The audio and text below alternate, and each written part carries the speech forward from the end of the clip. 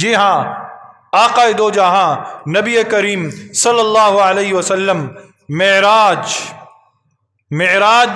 اس کے بارے میں تفصیلاً تو انشاءاللہ کل جمعے میں بھی عرض کروں گا، لیکن انتہائی اہم نکات کی طرف آپ حضرات کی توجہ مبذول کروانا میں ضروری سمجھتا ہوں۔ پہلا نقطہ، دنیا کے اندر مجھے اور آپ کو سبق ہے، کیونکہ معراج کے واقعے سے سبق حاصل کرنا چاہیے۔ یہ نہیں کہ صرف معراج کا واقعہ سنیں اور چلے جائیں، اس واقعے کے اندر بڑی حکمتیں ہیں، بڑے سبق ہیں۔ پہلا سبق میرے اور آپ کے لیے ہے، تکلیفیں آئیں، مصائب آئیں، پریشانیاں آئیں، اللہ کا دامن نہ چھوڑنا اور گھبرانا نہ، اللہ کا دامن نہ چھوڑنا، استقامت اختیار کیے رکھنا۔ اللہ کا قانون ہے کہ جو تنگیوں کے اندر، مصائب کے اندر، پریشانیوں کے اندر مستقیم علی الصراط مستقیم، علی اہدنا الصراط مستقیم کیا ہے؟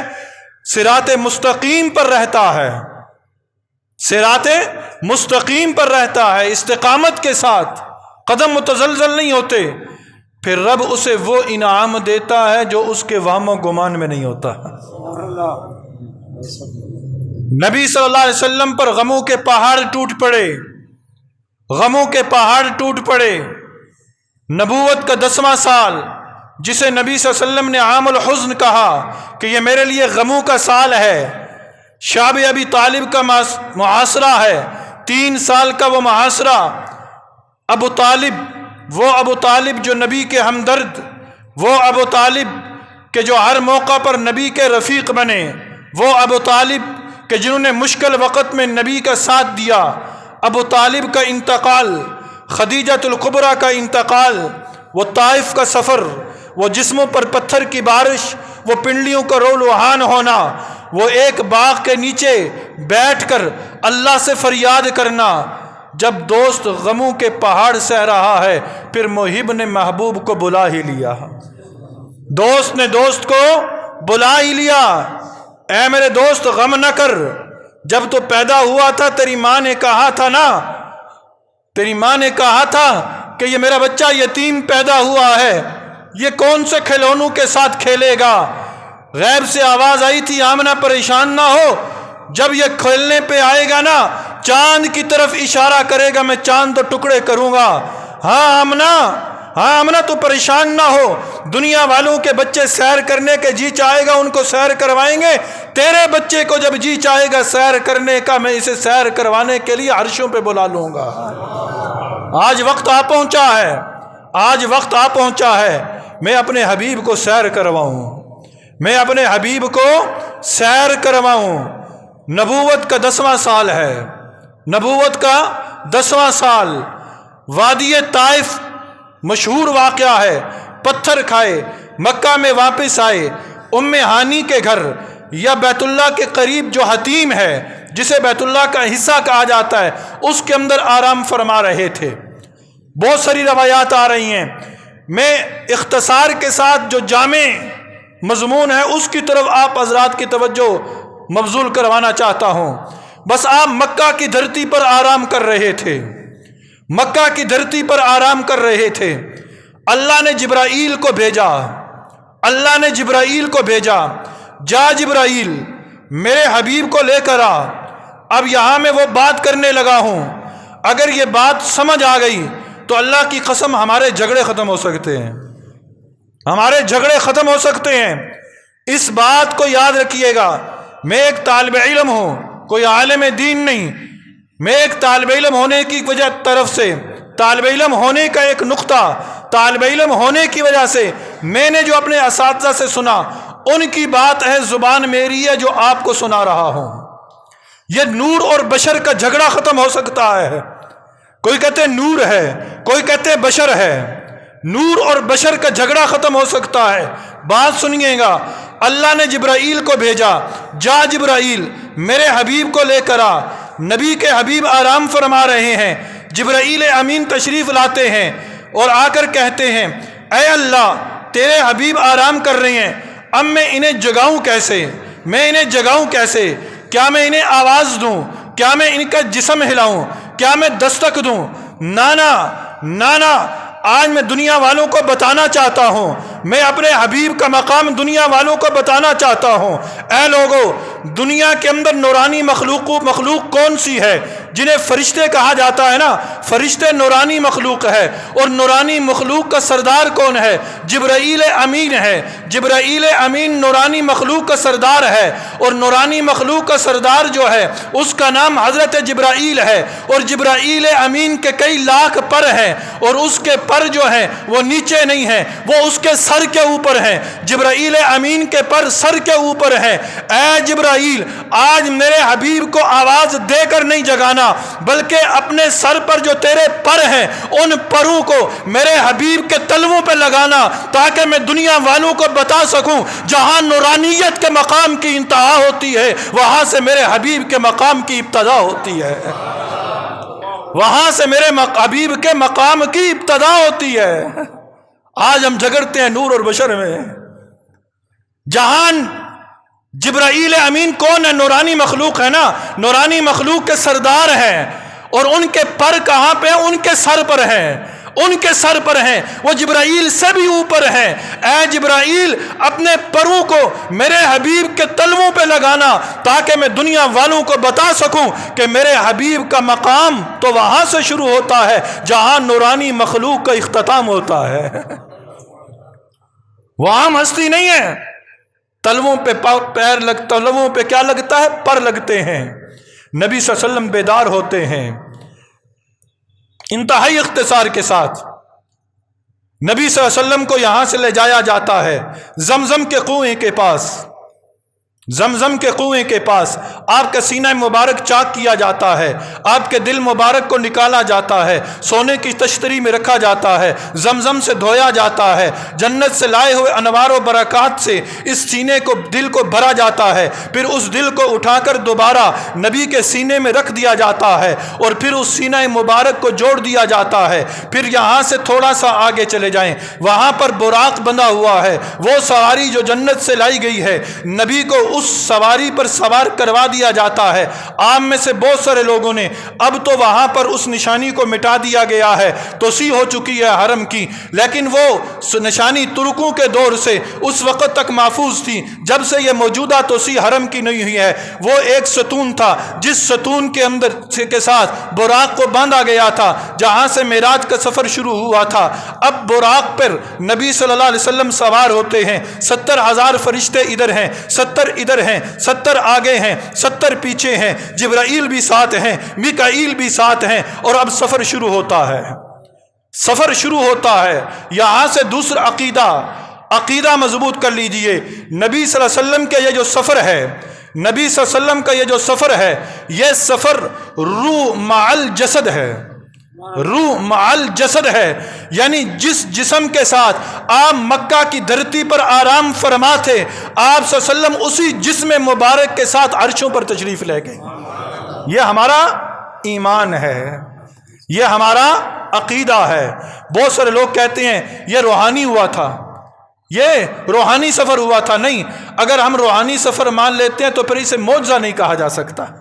معجزہ تو تب ہوگا جب یہ سفر جسمانی ہم مانیں گے، جسمانی مانیں گے، جسمانی سفر ہوا ہے۔ براق پر سوار ہوئے، براق اچھلنے لگا۔ بہت ساری روایات ہیں، وقت نہیں کہ میں ہر روایت کو بیان کروں، دل چاہتا ہے کہ بیان کرتا چلا جاؤں۔ سفر ہی بڑا عجیب ہے، سفر ہی بڑا عجیب ہے۔ براق نے اوپر اٹھنا شروع کیا، زمین نے براق کے پاؤں پکڑ لیے۔ اے براق کہاں، اے براق کہاں جا رہا ہے؟ براق زمین سے مخاطب ہے، براق زمین سے مخاطب ہے۔ اے مدینہ مسجد کے اندر آنے والوں سنو، ہماری اپنی قسمت پر ناز کرو کہ ہم اس نبی کے امتی ہیں، ہم اس نبی کے امتی ہیں۔ براق نے اوپر اٹھنا شروع کیا، وہ زمین بولی اے براق کہاں جا رہا ہے، اے براق کہاں جا رہا ہے؟ براق کہتا ہے میں آسمان پہ جا رہا ہوں، رب نے اپنے حبیب کو بلایا ہے۔ وہ کہتی ہے زمین اے براق تو آسمان پہ لے جائے گا، یہ حبیب آسمان کی سیر کریں گے، میں محروم رہ جاؤں گی، میں محروم رہ جاؤں گی۔ اے براق میں اللہ سے فریاد کرتی ہوں کہ پہلے تیرا حبیب زمین کی سیر کرے، پھر عرشوں کی سیر کرے، پھر آسمان کی سیر کرے۔ رب کی طرف سے آواز آئی، اے زمین، اے زمین، آج اس نبی کے صدقے میں تیری دعا کو قبول کرتا ہوں، اور پہلے میں اپنے حبیب کو مسجد حرام سے مسجد اقصی کی سیر کرواؤں گا۔ پہلے زمین کی سیر ہوگی، پھر آسمان کی سیر ہوگی۔ نبی کے صدقے دعا قبول، زمین کی دعا قبول۔ آج ہم جھگڑتے ہیں، اپنی دعاؤں کے اندر نبی کا واسطہ دے کر جو دعا مانگی جاتی ہے، اللہ اس دعا کو رد نہیں کرتا۔ اللہ اس دعا درود شریف کے اندر جو لپیٹ کر دعا مانگی جاتی ہے، اول بھی درود پڑھو، آخر میں بھی درود پڑھو، پھر دعا مانگو، اللہ اس دعا کو کبھی رد نہیں کرے گا۔ یہی بات تو حضرت آدم نے شیش کو بھی کہی تھی نا، شیش جب بھی دعا مانگنا اس نے محمد پہ درود بھیج کے مانگنا۔ اے ابا، اس محمد کا نام پہلے نہیں سنا، اس احمد کا نام پہلے نہیں سنا۔ آدم جواب کیا دیتے ہیں، اے بیٹا، جب میں جنت سے آ رہا تھا تو جنت کے ہر درخت کے ہر پتے پر میں نے لفظ احمد کو لکھا ہوا دیکھا ہے۔ جی ہاں، براق پہ سفر شروع ہوا۔ یہاں براق نے شوخیاں کی، کیوں کی چھوڑتا ہوں، آگے چلتے ہیں۔ پہلا پڑاؤ مدینہ منورہ، کئی پڑاؤ آئے، یہاں تک کہ مسجد اقصی میں جا پہنچے۔ مسجد اقصی میں براق کو باندھا گیا۔ نبی صلی اللہ علیہ وسلم مسجد اقصی کے اندر تشریف لے گئے۔ دیکھا انبیاء عبادت کے اندر مصروف ہیں، آپ بھی عبادت کے اندر مصروف ہو گئے۔ جبرائیل امین نے آذان دی اور پھر نبی صلی اللہ علیہ وسلم کا ہاتھ پکڑ کر مصلی امامت پہ کھڑا کر دیا، مصلی امامت پہ کھڑا کر دیا۔ اور اس دن اللہ رب العزت نے اپنے حبیب کے سر پر امام الانبیاء کا بھی تاج رکھ دیا، امام الانبیاء کا تاج رکھ دیا۔ یہاں نماز کس نے پڑھائی؟ نبی صلی اللہ علیہ وسلم نے پڑھائی، اور یہاں وہ وعدہ پورا ہوا۔ وَإِذْ أَخَذَ اللَّهُ مِيثَاقَ النَّبِيِّينَ لَمَا آتَيْتُكُم مِّن كِتَابٍ وَحِكْمَةٍ ثُمَّ جَاءَكُمْ رَسُولٌ مُّصَدِّقٌ لِّمَا مَعَكُمْ لَتُؤْمِنُنَّ بِهِ وَلَتَنصُرُنَّهُ قَالَ أَقْرَرْتُمْ وَأَخَذْتُمْ عَلَىٰ ذَلِكُمْ إِصْرِي قَالُوا أَقْرَرْنَا۔ اللہ کی بارگاہ میں جلسہ ہوا تھا نا، اللہ نے اپنے حبیب سے وعدہ، اپنے نبیوں سے وعدہ لیا تھا، میرا حبیب جب تمہارے درمیان آئے تم اس کا اقرار کرنا۔ سب نے کہا تھا اللہ ہم اس کا اقرار کریں گے۔ آج اقرار ہو رہا ہے، آج آدم بھی پیچھے ہیں، آج ابراہیم بھی پیچھے ہیں، آج موسیٰ کلیم اللہ بھی پیچھے ہیں، آج سارے کے سارے انبیاء پیچھے ہیں، اور مصلی امامت پہ کون کھڑا ہے؟ وہ جو تمام نبیوں کا سردار بن کر اس کائنات کے اندر تشریف لائے تھے۔ نماز ہوئی، انبیاء سے ملاقات ہوئی، اس کے بعد نبی کا سفر آسمانوں کی طرف شروع ہوا۔ رف لائی گئی، سیڑھی لائی گئی، پہلے آسمان پہ دستک ہوئی، دروازہ کھلا، کس سے ملاقات ہوئی؟ حضرت آدم علیہ السلام سے۔ کیا گفتہ شنید ہوئی؟ آگے چلتے ہیں۔ دوسرے آسمان پر حضرت عیسیٰ، تیسرے آسمان پر حضرت یحییٰ یا حضرت یوسف، چوتھے آسمان پر کس سے ملاقات ہوئی؟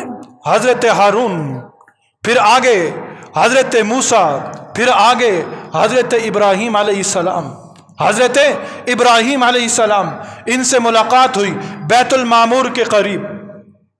یہاں سے اوپر تشریف لے گئے، یہاں سے اوپر تشریف لے گئے، جہاں تک کہ سدرۃ المنتہا پہ جا پہنچے، سدرۃ المنتہا پہ جا پہنچے۔ یہاں جبرائیل امین نے کہا اے اللہ کے نبی، یہاں سے آگے میں جا نہیں سکتا، یہاں سے آگے آپ نے اکیلے جانا ہے، میں آگے چلوں گا، میرے پر جل جائیں گے، میرے پر جل جائیں گے، یہاں سے آگے میں جا نہیں سکتا۔ یہاں سے آگے آقا دو جہاں نبی صلی اللہ علیہ وسلم خود تشریف لے گئے۔ کیسے تشریف لے گئے؟ اسی جسم کے ساتھ جو جسم مکہ مکرمہ کے اندر تھا۔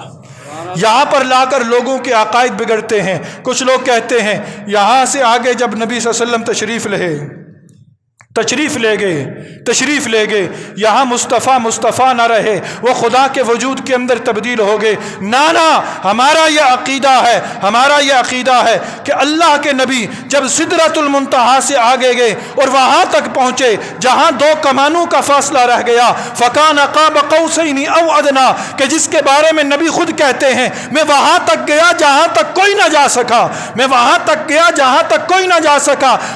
تک جا کر بھی مصطفیٰ رہا، خدا رہا ہے۔ وہاں تک جا کر بھی مصطفیٰ رہا، خدا رہا۔ جی ہاں، یہ میں ہمارا عقیدہ، اسے ہی تو معجزہ کہتے ہیں۔ پھر رب سے ملاقات ہوئی، التحیات للہ والصلوات والطیبات، تحفوں کے تبادلے ہوئے، یہاں کچھ اور گفت و شنید ہوئی، رب نے تحائف عطا فرمائے، پھر نبی صلی اللہ علیہ وسلم واپس تشریف لائے، جنت اور جہنم کے مناظر بھی دکھائے گئے۔ آپ صلی اللہ علیہ وسلم 50 نمازوں کا تحفہ لے کر آئے، موسیٰ علیہ السلام سے ملاقات ہوئی، کہا واپس تشریف لے جائیے، میری امت نہیں پڑھ سکی تھی، آپ کی امت 50 کیسے پڑھے گی؟ کرتے کرتے 5 رہ گئیں۔ رب نے کہا اے میرے حبیب، 50 کا فیصلہ کیا تھا، 45 تیری محبت میں معاف کر دیں، لیکن میرا اصول ہے کہ تیری امت پڑھے گی 5، ثواب میں 50 کا عطا کروں گا، ثواب میں 50 کا عطا کروں گا۔ آپ تشریف لے آئے، راتوں رات یہ سفر طے ہوا، راتوں رات ہی نہیں، رات کے ایک پہر کے کچھ حصے کے اندر اتنے میں کہ کنڈی بھی ہلتی رہی، پانی بھی گرتا رہا اور بستر بھی گرم رہا۔ جی ہاں، اتنے سے مختصر سے وقت کے اندر آقا دو جہاں نبی صلی اللہ علیہ وسلم تشریف لے آئے، صبح آ کر لوگوں کو بتایا، لوگوں نے انکار کیا، لوگ گئے اس کے دروازے پر کہ جو نبی کا یار تھا، جا کر کہا او عبداللہ، کوئی شخص راتوں رات اتنے لمبے سفر کی رودات سنائے، کیا اس کی رودات کو سن لینا چاہیے؟ کہا کہ نہیں، وہ تو کوئی جھوٹا ہے، کوئی جھوٹا ہی بیان کر سکتا ہے۔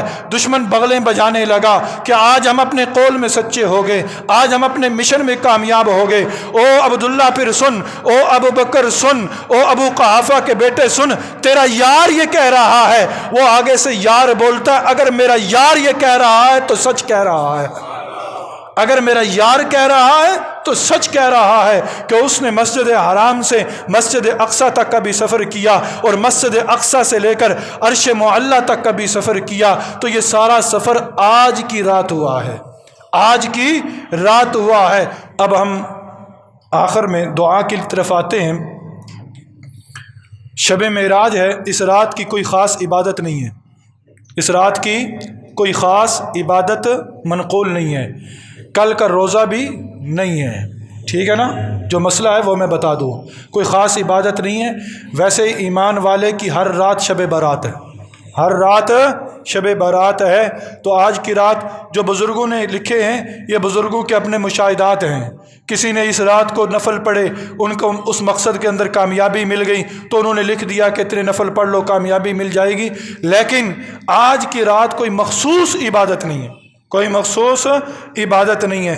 آج کی رات یہ چراغاں کیا جاتا ہے، آئیے ہم ظاہری چراغاں کو چھوڑ کر اپنے باطنی چراغاں کا خیال کرتے ہیں، ہم ظاہر کو چھوڑ کر اپنے باطن کو روشن کر لیتے ہیں، اپنے باطن کو روشن کر لیتے ہیں۔ تو دعا سے پہلے تھوڑی دیر لائٹیں بند ہوں گی تو ہم آیت کریمہ کا ورد کریں گے، آیت کریمہ کا ورد کریں گے، اور آیت کریمہ کے ورد کے بعد انشاءاللہ دعا کریں گے۔ اللہ تعالیٰ سے دعا ہے جو کچھ کہا اور سنا اس کو اللہ قبول فرما لیجیے۔